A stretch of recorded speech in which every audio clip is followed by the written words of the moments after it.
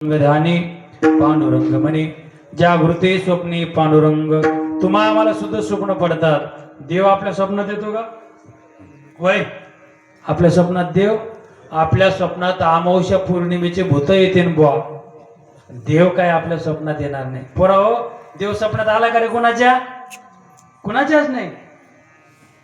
हा पोरं हुशार आहेत रे तुमच्या गावातले, म्हणतात नाही आला देव कोणाचे. खरं बोललं पाहिजे. खोटं बोलायचं कॉफी करायची नाही. तर आम्ही रोज महाराष्ट्रभर फिरतो. लय नमुन्याची पोरं पाहायला मिळतात. कधी कधी संभाजी महाराज एक पोरग 10 दिवस शाळेत गेलं नाही बरं का पाटील. किती दिवस? 10 दिवस शाळेत गेलं नाही. 11व्या दिवशी मास्तर त्याच्या घराकडे यायला लागले.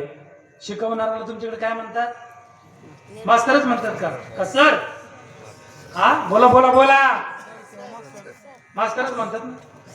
11व्या दिवशी मास्तर त्याच्या घराकडे यायला लागले. कोणाच्या? जो मुलगा शाळेत गेला नव्हता त्याच्या. पोरग 10 दिवस शाळेत गेलं नव्हतं. 11व्या दिवशी मास्तर त्याच्या घराकडे आले. पोरग होतं घरामध्ये, ते पोराचे आजोबा होते दारामध्ये. आजोबानं गुरुजी घराकडे येताना पाहिले. आजोबानं काय म्हणायला पाहिजे होतं? मुलाला, पिंट्या दप्तर घेऊन बाहेर ये, गुरुजी तुला शाळेत न्यायला आलेत, असं म्हणायला पाहिजे होतं ना. पण म्हातारा इतकं विचित्र होतं. म्हाताऱ्याने पोराला आवाज दिला, भांड्या लपून बस गुरुजी आलाय. लोकांना असं लागत बा. आताची खुल्लेत जरा.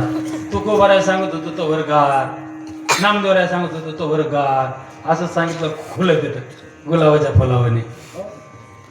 म्हाताऱ्याने पोराला काय आवाज दिला? भांड्या लपून बस गुरुजी आलाय.